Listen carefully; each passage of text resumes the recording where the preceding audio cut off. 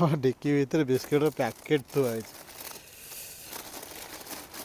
ତମେ ସିନା ଭାଇ କିଣିକି ଖାଇଦେବ, ଏମାନେ କ'ଣ କରନ୍ତି, ତା ଦୋକାନ ଆଗରେ ଚିହ୍ନା ପରିଚୟ ଲୋକ ଆଗରେ ଦେଖିଲେ ଯାଇକି ଅନେଇଲା ବେଳେ ଚୁପଚାପ ଠିଆ ହେଇଥିବେ, କାଳେ ଦବ କି, ମାଗି ପାରନ୍ତି ନାହିଁ। କେତେ ପଇସା ଉଡ଼େଇ ଦେଉଛ ଏମିତି 108 ଟଙ୍କା ଖର୍ଚ୍ଚ କରି କିଛିଟା ଦିଅନ୍ତୁ କୁକୁର ମାନଙ୍କୁ। ଗାଈ କୁକୁର ମାନଙ୍କୁ ଦିଅନ୍ତୁ ପଇସା, ତ ଏମିତି ଝିଅ ପୁଅ ମାନେ ଉଡ଼େଇ ଦେଉଛ ମଦ ପିଇକି। ଜୋରସେ କର। ମଦ ପିଇବାରେ ପଇସାରେ ତ ଉଡ଼େଇ ଦେଉଛ, କୁକୁରଙ୍କୁ ମଦ ପୁଣ୍ୟ କର, ତାହେଲେ ଭଗବାନ ଯୁଆଡ଼େ ଗୋଟେ ଦେବେ ତ।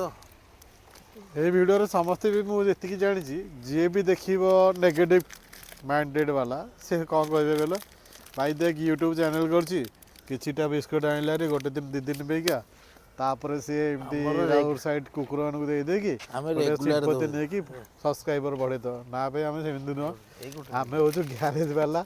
ଆମ ଡ୍ରେସ୍ କଳା କିନ୍ତୁ ହୃଦୟ ସଫା। ଚାହୁଁଛୁ କିନ୍ତୁ ସବୁ କରିପାରିବୁନି, କିଛିଟା ମାତ୍ରାରେ ଆମେ କରିପାରିବୁ। ଯେମିତିକି ଏଇଭଳିଆ, ନା ଆମକୁ ଚିହ୍ନିଛନ୍ତି